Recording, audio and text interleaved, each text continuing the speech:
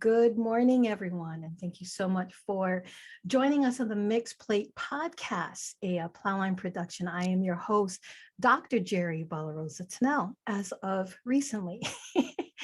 Today, we'll be talking with Fleur Larsen, a Seattle-based facilitator whose work is focused on equity, social justice, diversity, and inclusion, team building, emotional intelligence, experiential education, and community development. But before we get started, one of the first things that I like to do is to honor the land in which our feet stand. And I will begin by acknowledging that those of us who are gathering in the Seattle, Washington area north, we are on the ancestral homelands of the Coast Salish people who have lived in the Salish Sea Basin since time immemorial. We respect this place and honor the sacred spiritual connection to the land, water, and its people, past, present, and future. And by acknowledging these lands and their original indigenous inhabitants, we reach back to our own indigenous roots and reflect on the impacts of colonialism and the lands from which all our people come. We're connected to our ancestors through this connection to the land, for the land is what connects us all. It is also critical to acknowledge that this country would not exist if it wasn't for the free enslaved labor of Black people and the contributions of the Chinese railroad workers in helping complete the most important construction project in the mid-19th century America.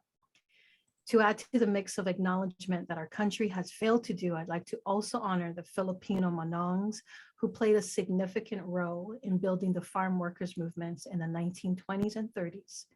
Organizing and striking alongside Mexican immigrants Cesar Chavez and Dolores Huerta. It is critical for us to honor the legacy of the African, Asian, Indigenous, and Native diaspora, and the knowledge to care for these lands and the skills to build the America we all share today. So please join me in taking a moment to honor the land of the traditional people in the territory in which you stand. Today, I honor the Tulalip tribes and allied bands for the enduring care and protection of this land. And I also honor the life and labor of the Black, Asian, Native, and Indigenous communities by expressing my deepest respect and gratitude. So thank you so much for joining me today. And Fleur, thank you so much for being here with me. Yeah, thanks for inviting me. Honored to be on your podcast. Absolutely. And, it's like what I was saying earlier, it's like throughout the entire doing this podcast, you're going to be number 12. And you're my first white friend. Okay. Thank on this you. podcast. I know. Well, and one of the things is that so I just recently defended my dissertation. In fact, last Saturday, I defended my dissertation. Yeah, congrats. Thank you very much. And, it's like writing a dissertation, there's so much responsibility that becomes, that's behind of the words.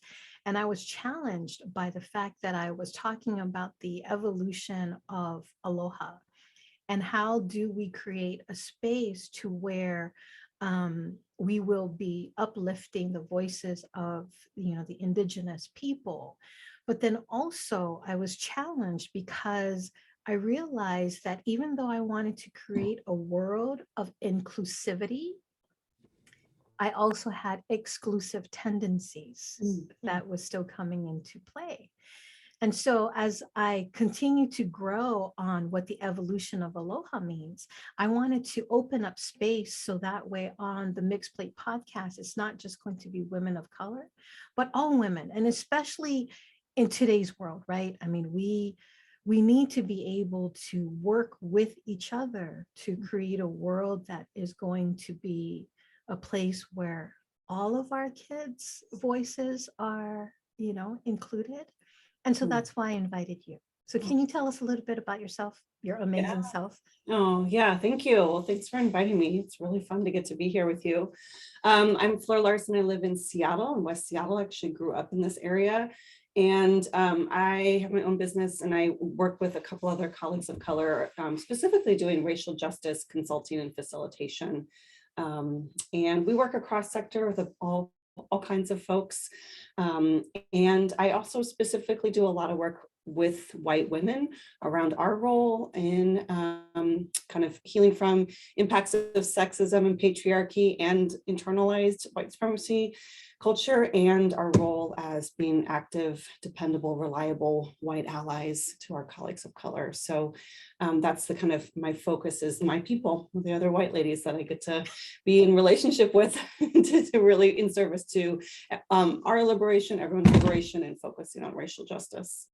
Yeah, thank you so much. And that's such important work, right? I mean, it's like through my research, I've been finding that, just talking with a lot of different people, that when it comes to racial justice, a lot of times I'm hearing about how it's just the Black and Indigenous people that need to heal in all of this. Mm-hmm.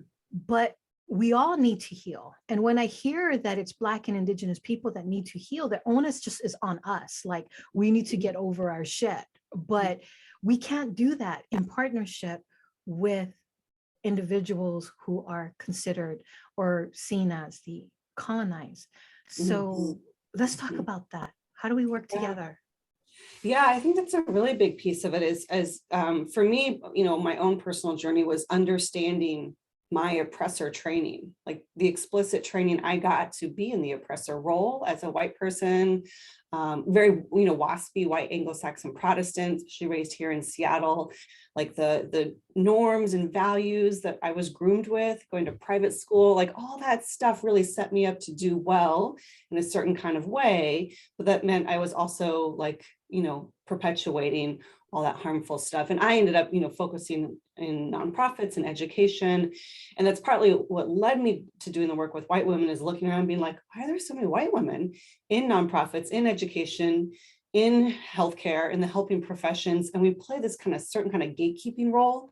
Monica Dennis, who's done work with the People's Institute and has really done beautiful work around liberated gatekeeping. So noticing that I'm in that role, and how do I actually kind of like shift in how I show up. I think white women, just by being a white woman, are in a gatekeeping role when we think historically, the way patriarchy has set up women and white women and women of color to pit themselves against or be pitted against each other. We can think about the 19th Amendment and who got the right to vote, all the kind of, so there's a historical piece of setting us being in a gatekeeping role. And then really, as I've done my healing work, in thinking about and like decolonizing my own mind about what does it mean for me to be a liberated gatekeeper. And part of that was first claiming, I have all this oppressor training and it's all internalized. I have it in my mind, it's in unconscious bias. It's what I think of as polite and normal, and my white ladiness, and I can laugh about it now. I poke fun at myself. I think you've got to have a sense of humor about this. But there were definitely times when I felt bad and ashamed and embarrassed and didn't want to see it, and as if I could hide it, right? Like thinking your shit don't stink, when actually it's pretty smelly, right? And everyone, that thing of like dropping the pretense, that's been a huge piece of like healing and opening for me, is to drop the pretense, which I connect to a lot of my Pacific Northwest norms about upholding and saying the right thing, but not actually backing it up with actions or truly know what I'm talking about. And so that, kind of the cultural norms of this region that are cultural for certain folks, for white folks, and then upheld and overvalued in business and school. They're not everyone's norms here, but they were certainly the ones I got indoctrinated with. Right. And that's so, I love that you're talking about, just the norms, for an Indigenous woman of color. I was born and raised in Hawaii, and so everyone in Hawaii looked like me. I didn't realize that I was the other until I moved to the States. But because I was the other, I immediately fell into the assimilation where it's like, I don't want to be othered. I want to be like all of these, all of the other, my white colleagues. And so I gave up a lot of my own identity to try to fit in. But for a long time, the narrative that was placed on me as a woman of color was kind of like staying in my own lane, making sure that, it's like I would respect people who didn't look like me, right? It was like society told me where I belonged. And I never heard about the strength and the power of my own people Mhm. until I needed to really dig deep into my work. Because even some of the books that was out there placed, Black and Indigenous people in a deficit place, in place that was lesser than. And so it was like I needed to decolonize myself Mhm. by, being aware of what the narrative was out there and to shift the internal narrative in my mind. So the internalized oppression, where it's like, well, this is just where I'm supposed to be. Right. This is good enough. And then when I'm doing something amazing and great, like, getting my doctorate, there is still moments where I struggle with the imposter syndrome, Mhm. where I'm like, can I really do this? Am I supposed to be here? And then still feeling that tension when I'm around some of my white colleagues. And so, Mhm. it's like having those internal dialogue as, a woman of European descent and a woman of color, we start beginning to heal all of that generational narratives that was passed down to us. Mhm. Mhm. Yeah. Just on that theme of generation, like what's been passed down, that's been really a deep place of healing for me lately. Partly I'm about to have a baby, so I'm thinking about family, I'm thinking about generations and legacy and heritage. But even before this last year, looking at, oh, this isn't just like me and I'm messed up in these ways, or I've internal, it's like, oh, this is a long time. This has been in the works for a long time. And I joke about my family's Norwegian and German, not really the warmest of people. And like, just kind of like, and with you and Jeremy, it's been really fun to like go to the Nordic Heritage Museum and thinking about claiming my heritage, because that thing of not having a connection. And that is what's been passed down, is not a connection to heritage. And as Res Momentum talks a lot about, like white body supremacy, that's been the way it's impacted me, is to not have a connection to heritage or family, and a little bit of like, well, who am I? I would say not overtly, like I didn't literally think those thoughts until because the individualism is so overvalued, right? In white supremacy culture, individualism and can-do attitude, and also being working class, um, and what I got praised for as a good little girl, and no one had to say good little white girl. It was just implied, like, being a good little girl meant I was independent, played well by myself. That Right. was a big thing that my parents complimented me on. So that like isolation. So actually, just bring this full circle, a key piece of my healing has really been around generational, like what's been passed down through the generations, and then specifically around intimacy and closeness, and just how much like my family of origin doesn't do closeness in a way. Well, and that's partly the oppressor training, is like the isolation, the disconnection, and the punishment, like a lot of punishment by withholding love. And that's a family norm and value. And I do connect that to whiteness, Mhm. and just to go real big picture, genocide and missionary work, like you can't do those things if you're actually connected to yourself and connected to other people. Right. Right. Right. Yeah. Wow. That's some powerful stuff. That is some powerful stuff, I mean, and for me growing up, family is everything. Family is everything. Being connected to the land is everything, because we know that is where our medicine lies, right? And so when we are pulled away from our land and from our people, we're pulled away from our medicine.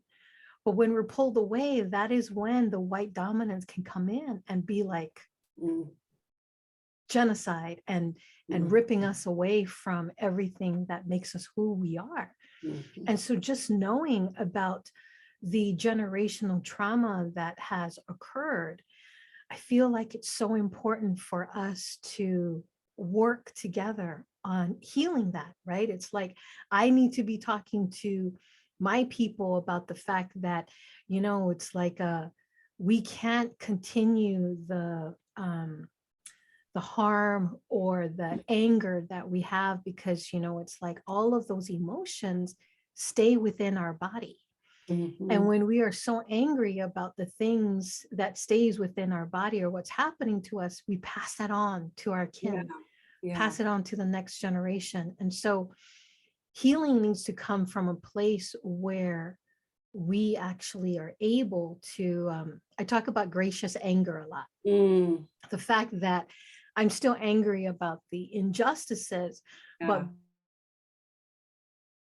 know that we've got to be able to come to the table. And I can't come to the table with this kind of uncontrollable anger that is just going to keep the divide, but be able to go up to individuals or have conversations with individuals who did cause harm in the past and be like, you know what, we got to talk about the shit because we want peace for everyone, right? If we look at Maslow's laws on what we want as humans, we all want to be loved and respected. We need food, we need water, we need a home, we need these things.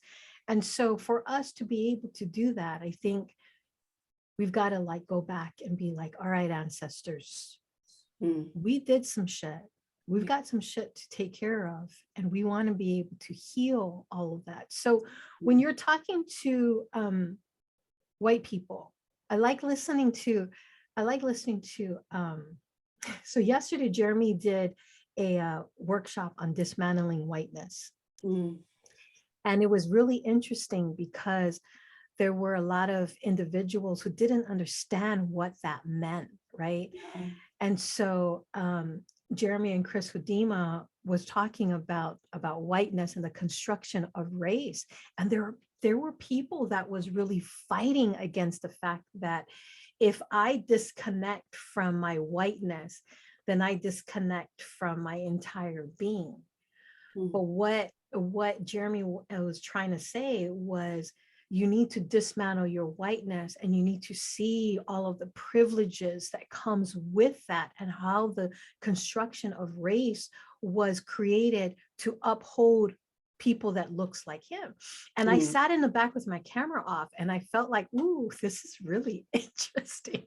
Listening to it from a different point of view. There are moments where I wanted to jump in and be like, what the hell's wrong with you? But that it wasn't my space. It wasn't my space. And so I really, I want to know more about what does it mean to be a white woman navigating this world of racial justice.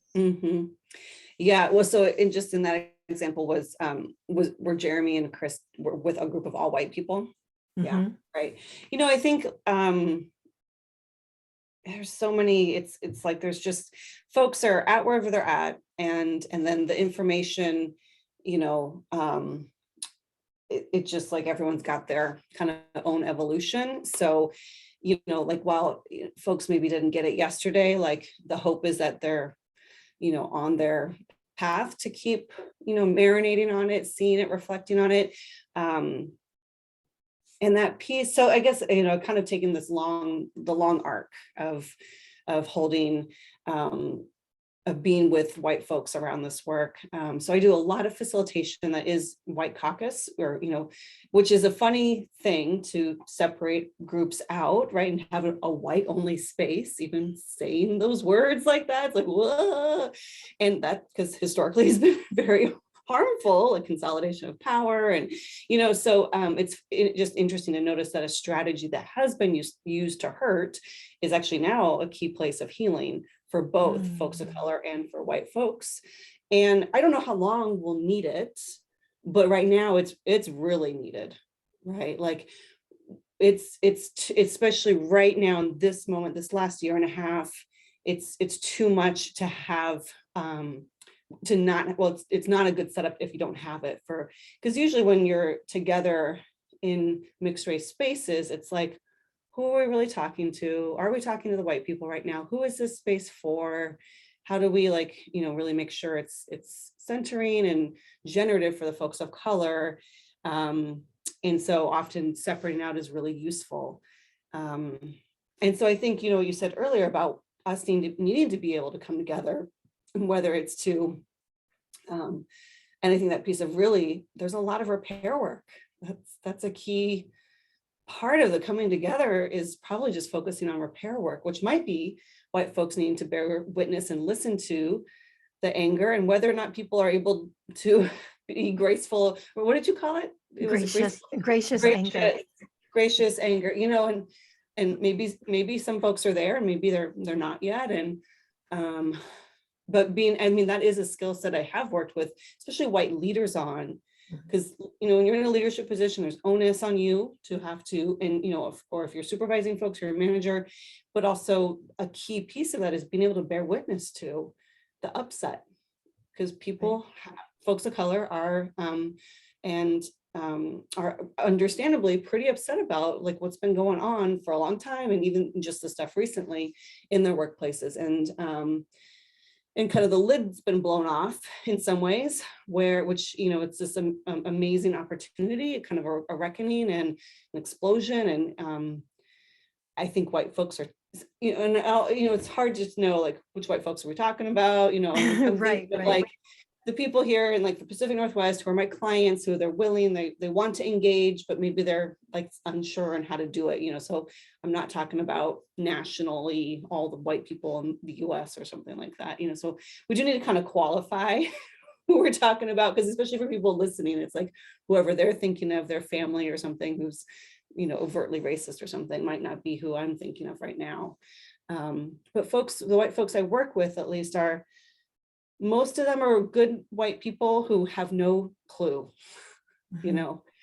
and or they think that they're one of the good ones, as if there's good white people and bad white people, and that's another way of distancing. Oh, well, I'm not one of those racist white people, I'm one of the good ones because I think I'm an ally. And so those are all these pieces we get to look at and kind of break down. And that's where part of my work has really been to claim all white people, and including the ones who do things that are really racist, or the white women who, instead of the distancing, instead of the disconnection, which is just a continuation of internalized oppressor, to other, to distance, to think I'm better than, all that stuff. So I know that's kind of a rambly, lots of pieces there to keep digging into, but those were some of my first thoughts about what you just were speaking to. Well, I think there's there's a lot of nuance when it comes to talking about race and social justice, and especially in today's world, where individuals, as soon as they hear about social justice or racial equity, there is a wall that just is put up where it's I'm not listening, or it's that cognitive dissonance sets in, and it's they no longer hear what needs to be heard. And I think with the gracious anger part of it is being able to understand that we are, it's meeting people where they're at, but not keeping them there. It's moving them along to the next step. But I feel that sometimes, I've experienced just recently where, if I'm talking to a person of European descent and they know that, I'm a facilitator, or I talk about racial equity, they're like, oh yeah, she's a brown angry woman, and I don't want to talk. And no matter what I talk about, it's they're done. Just knowing who I am, they're done. And I feel that this is where the power of AloHā comes in, right? It's my research and everything that I've done is based on AloHā. And when I talk to people about AloHā, everybody freaking loves Hawaii. They're like, oh my God, I know what AloHā means. It means love and grace and compassion and empathy. And I'm like, yes, it does. Very good. Yes, that's what it means. And it means even more.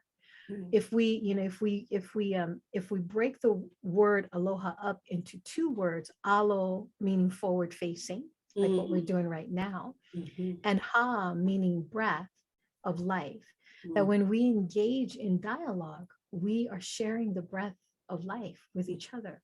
So when we share our stories, when we share our experiences, this is where we're able to actually engage in conversation that could be seen as divided, but reach the heart of individuals first.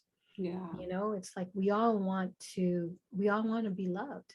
So the exchange of ideas and the resolution of conflict can come about through the evolution of aloha, through being able to just engage in conversation. I think that's a way that we can get past all of the other stuff. Yeah. But knowing that now that we're in this relationship and we're engaging in these conversations, there's some things that I need to say that really hurts, right? And being able to really talk to the individual with sincerity and openness. We can't do that with everyone, right? But when we have the opportunity to do it, we should do it. And I see, I've been in spaces with you before, Fleur, where that's how you facilitate your work.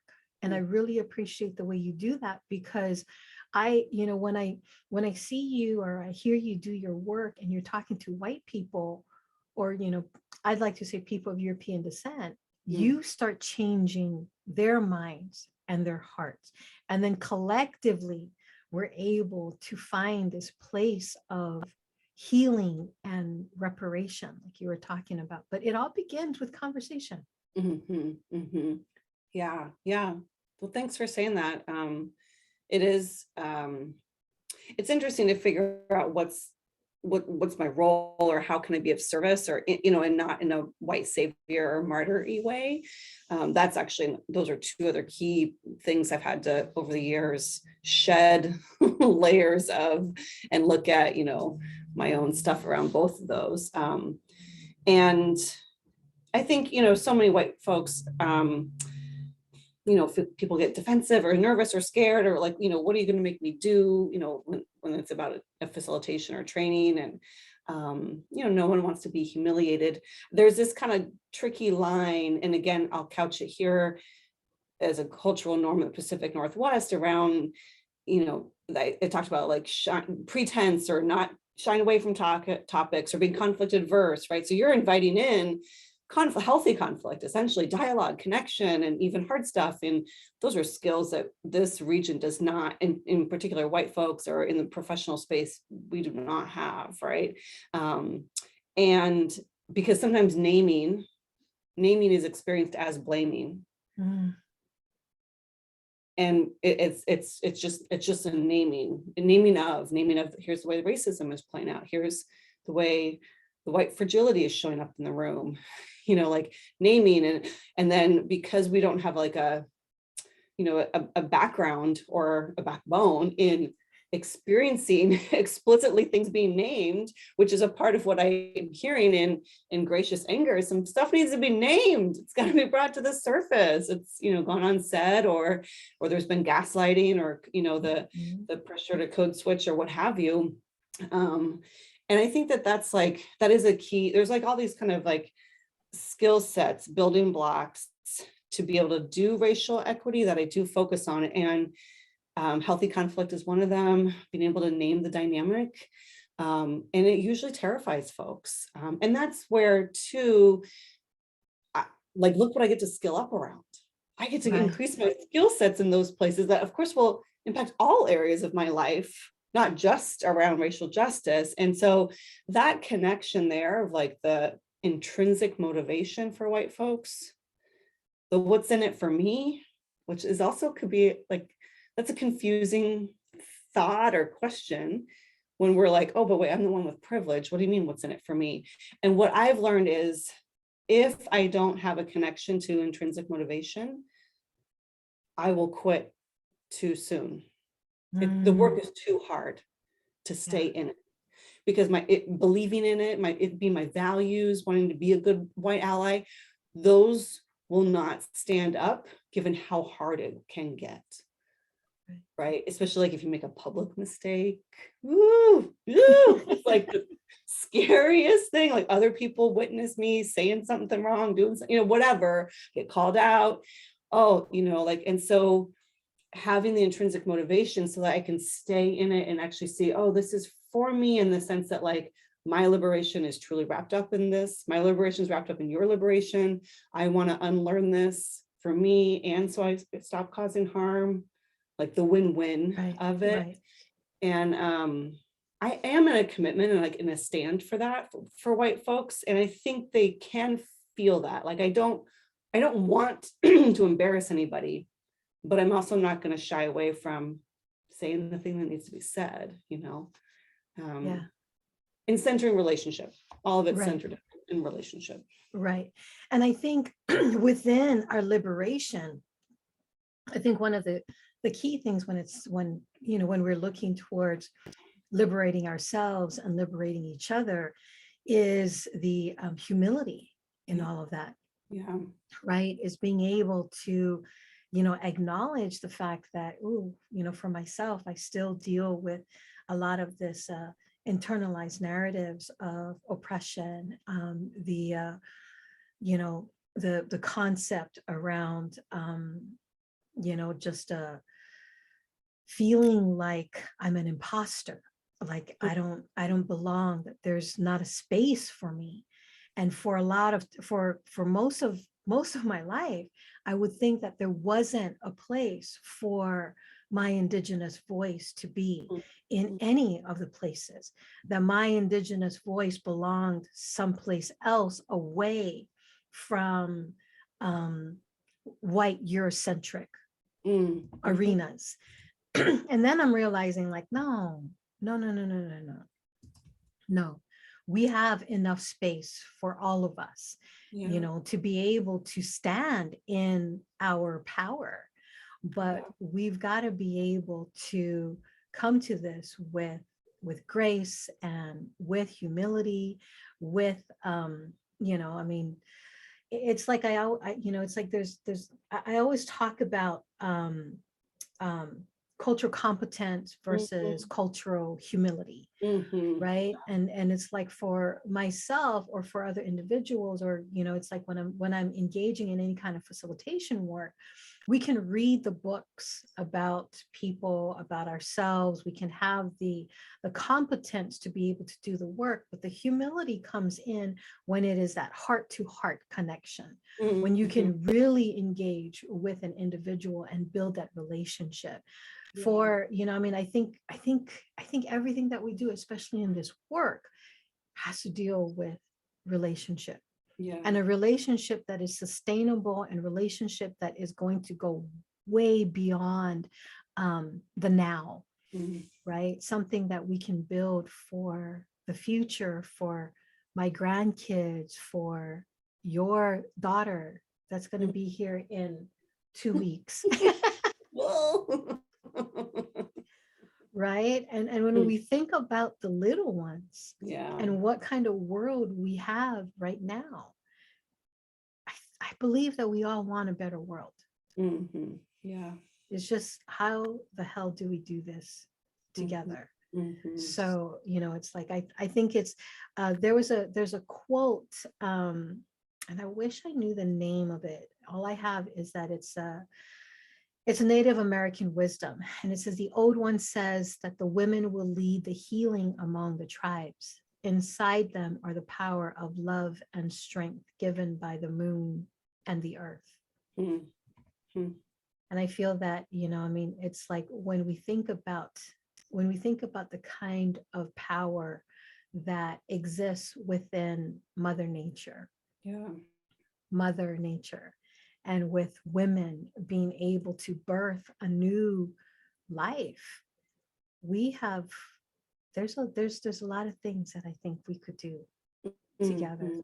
I think one of the other things as well too is, you were talking about how sometimes we can be pitted against each other, right? White women and women of color. But I think women in general can be pitted against each other.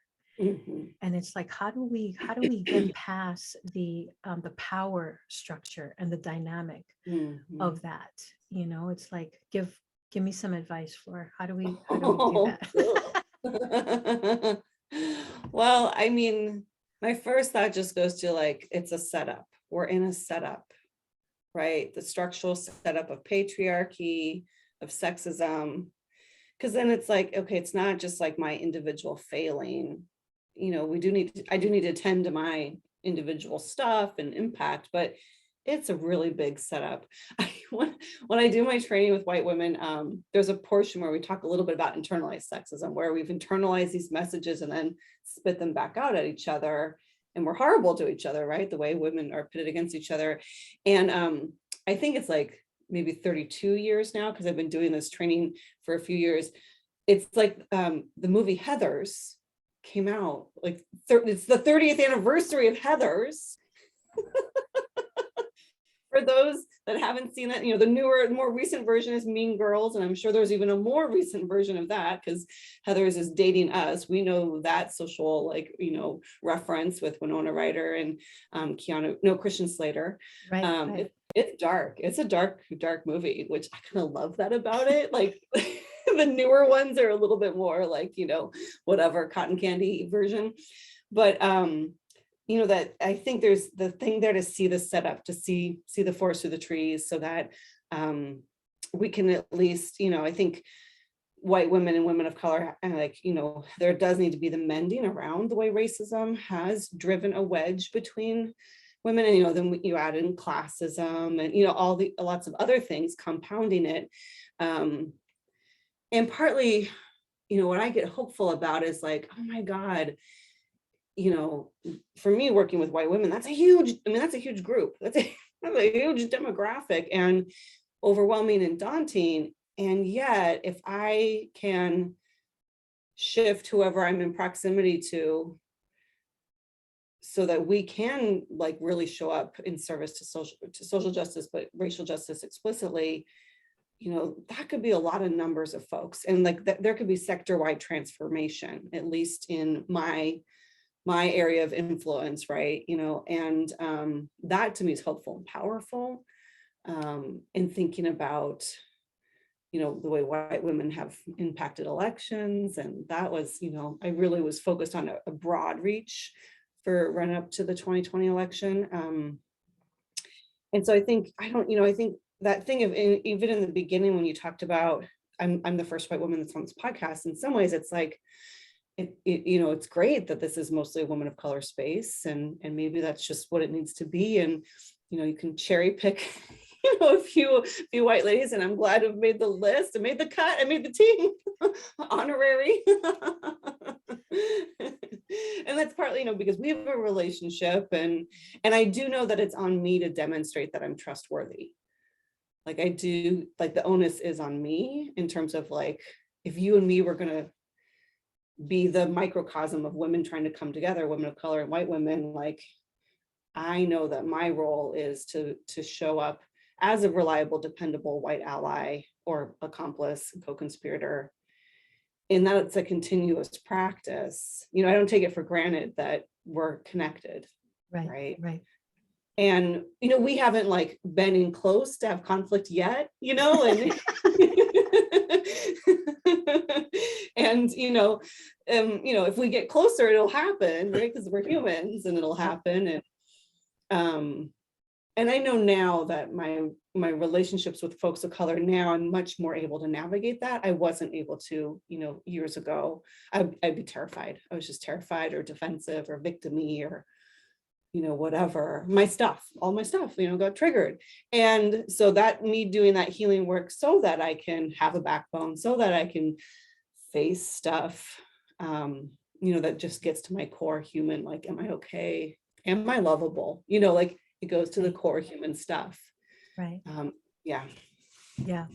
So you have a course on power over, power with. And can you say more about that? Yeah, so it's power with, not power over. And that came from Mary Parker Follett. You hear these jingles, and I was like, I'm pretty sure I didn't make that up. I don't know where I got that. So I had to do a little research, and a white woman coined the term around non-coercive power sharing, and this was kind of at the turn of the century. And anyway, so she did this kind of beautiful body of work around community centers and a bunch of other stuff. And so I wanted that sentiment of like power with, I want to be with you in it. And it's a training and a body of work for white women for us to really do kind of everything I've been talking about. What do I need to heal so I can show up really powerfully, right? And be a reliable ally. And so that's, kind of the body of work I have. And so I work with clients doing lots of other stuff. And that's then this other piece here that I do. And it's a labor of love in the sense that like, I can tell that it's where I want to focus my like next chapter of work, like my calling, my purpose. And I've been more, over the last few years, claiming that and being bold and out there and in the public about it. And I don't write very much. Like I'm like, someone's like, you should write a book. And I was like, oh Lord, God, no. I just, I'd much rather talk to 100 people with 5 minutes notice than to write something, but anyway, there's lots of other people who are doing beautiful, amazing work. Ilsa Govan and Tillman Smith, their book, What's Up with White Women, just came out. Great. They're the ones that are going to write the book, which is lovely and great. We need that. So it's all complementary and all needed. Yeah. Yeah. It's, there's a lot of, I feel blessed to live in the Pacific Northwest, because we are seen as, compared to, around the country. It's like when people hear about Seattle, they're like, oh my God, that's where all of the progressives are, right? It's like the liberal individuals. But there are also people in our area who are the passive progressives, where they are like, they're progressive based off of convenience. Yeah, absolutely. Yeah. I would say that's a lot of majority white folks in this region. And part of the problem is they think that they like, oh, I'm one of the good ones. I'm one of the good ones. Right. Yeah, I think reaching for folks, like reaching for connection, and people need to hear more hard truths or things that because of privilege, just they're inoculated from, and then, people usually go to, well, what should we do about it? Like quickly want to fix and help and save, and, so there's some kind of predictable, like responses and just sort of guiding folks through that. Yeah, it is tricky. I mean, my colleague, Michelle Gislason, another white woman who does a lot of work in specifically the philanthropy space, use this phrase or this term, coalition of the willing. So start with the folks that are already like, all right, let's do this, let's be on board, and kind of like labor movement, kind of like union organizing, slowly build your base. And it is all one-to-one relationship building. That's the effectiveness. So, when someone sends out a blanket email blast, maybe you'll get some interest, but really a personalized, connection is what brings people in. And really this place, I've been talking about accountability as support, right? Not about being punitive, because accountability is a term that's used a lot. It's like, what are we talking about? What do we mean? Again, I bring it back to like conflict aversion, not naming things directly, dancing around topics. And it's really like, oh, let me support you in being your best, highest self, fellow white person that just did that weird thing, Right. What got you into this work? Yeah, it's funny. I haven't talked about that in a while. There are a couple of pivotal moments. I don't know that I have done that thing where people like have their great like origin stories down really well, but when I was, I can speak to a few things that were really important. One, I was an only child and raised by divorced parents, so I think looking for belonging was ever present, and so wanting a space to land. And I was at the University Street Fair in probably, I don't know, the mid 90s. And there was a booth called for Seattle Young People's Project, which is an organization that doesn't exist anymore. but it was all about young people's empowerment. And I like signed up on some clipboard for something. And that was in 8th grade. And then I just, and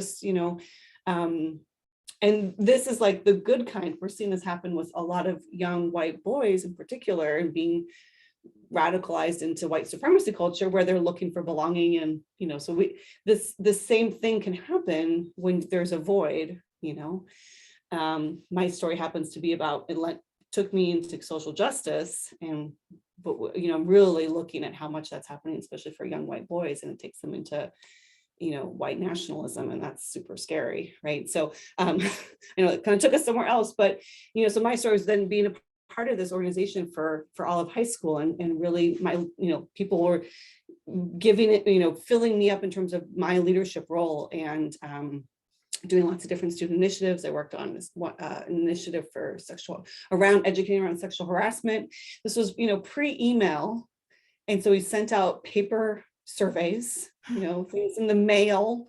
We did a mailer, and got all these responses back where mostly young women were talking about their experiences with sexual harassment in the schools, and then doing some stuff with that education around. So anyway, that was, and I went to a small private liberal arts high school that had an education that really supported a broad kind of learning base around, I would call it critical race theory, in the sense that how polarizing that term is now, in terms of, like we talked about, why history, whose history we were learning about. It was also problematic and limited, it wasn't the end all be all. But so anyway, that's one early origin story of like how I got into social justice work. And for a long time, I only called it social justice work. Like this is what, and even shifting to and focusing explicitly on racial justice didn't come until, like, I don't know, 5 or 8 years ago. And that's an interesting thing too, just the evolution of what are we calling this? What's the what, and multiculturalism, and that's kind of an education and older term, and diversity, equity, inclusion, DEI is way more mainstream now, but definitely it's a little bit more corporate. And I think the last thing I'll say is noticing that, like, what we're talking about is like addressing power, and that we need to make sure that doesn't get lost in, because sometimes I feel like DE&I work doesn't address that. Actual equity would, but people conflate equity and equality, like the true meanings of both of those. Yeah. And so they're not really actually interested in having a redistribution of power, especially in like corporate spaces, not to like call them out, because other sectors have their own problems too.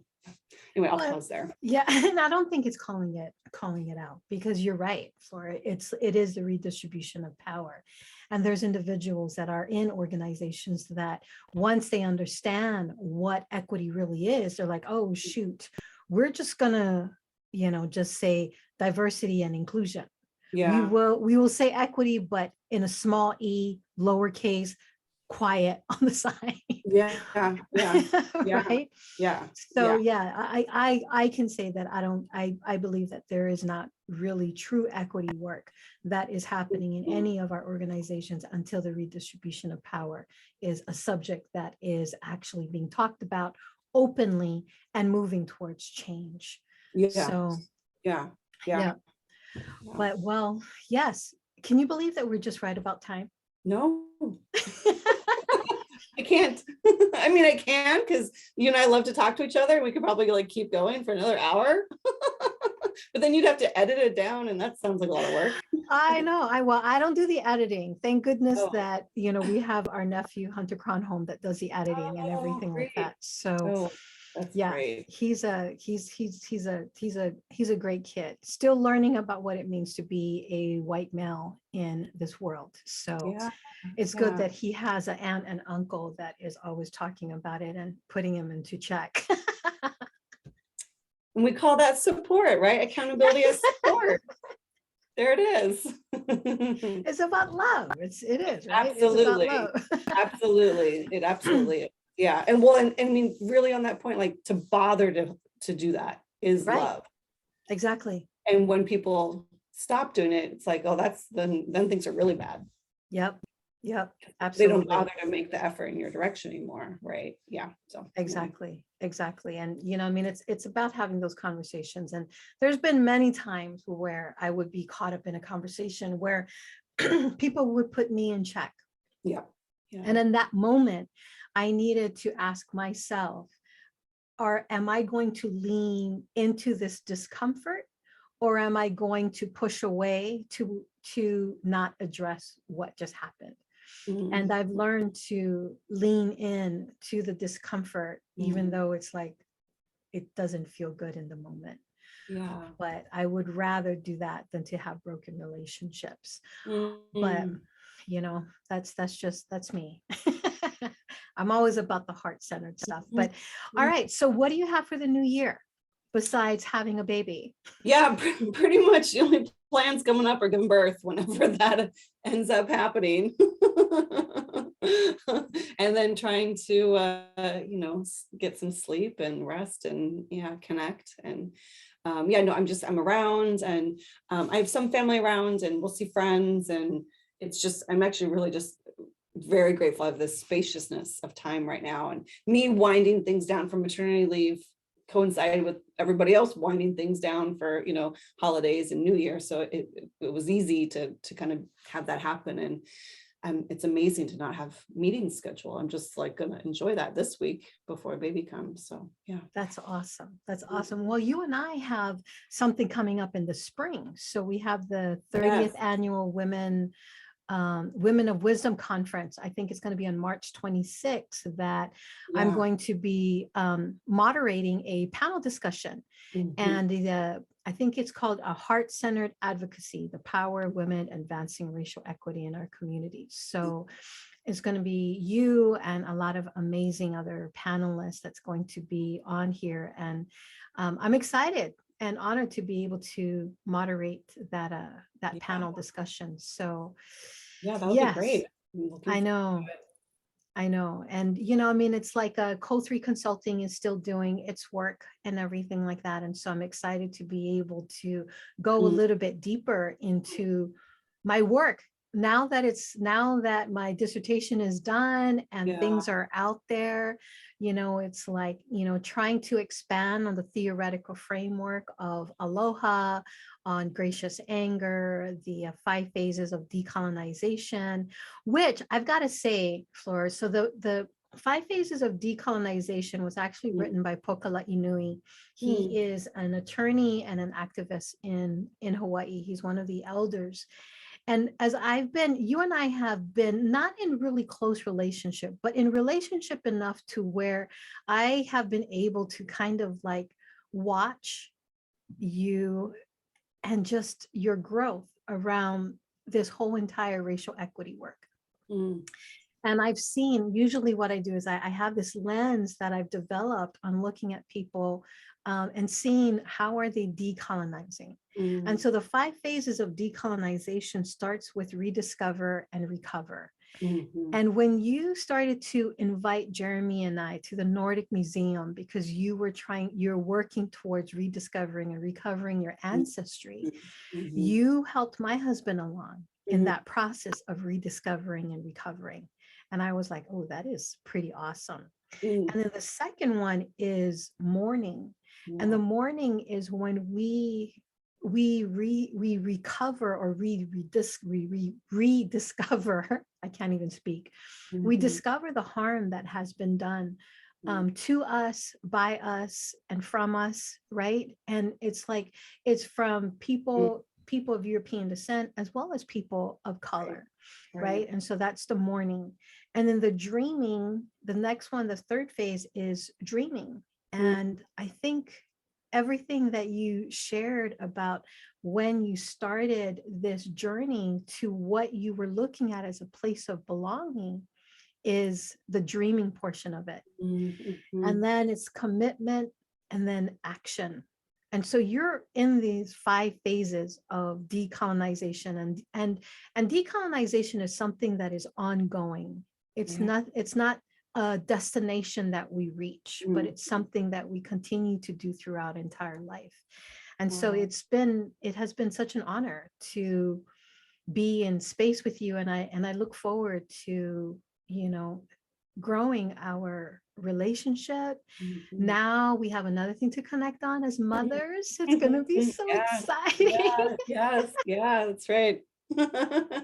That's a different part of your heart that's going Yeah. to just open up. It's like, Yeah. gosh, and just it's so exciting to watch that, right? And it's like in the next couple of weeks, you're going to be a completely different person than who Yeah. you are in this moment right now. And I think it's amazing to pretty much evolve from that. Mhm.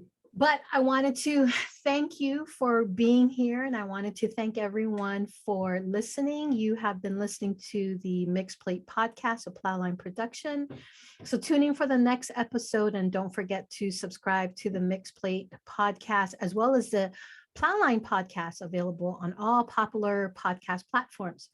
So I am Gerry Ballarosa-Tennell, the host of the Mixed Plate Podcast and a principal consultant for Co3 Consulting, co-creating cohesive communities. Please visit the Patreon page at patreon.com/Gerry Ballarosa-Tennell. And this is where supporters and allies can partner through financial gifts and assist in the efforts to co-create a better world through the evolution of Aloha. So until next time, we will talk story. Please take care of yourselves and each other. Aloha, everyone. Mahalo and happy holidays. Thank you, Fleur. Yeah, thank you.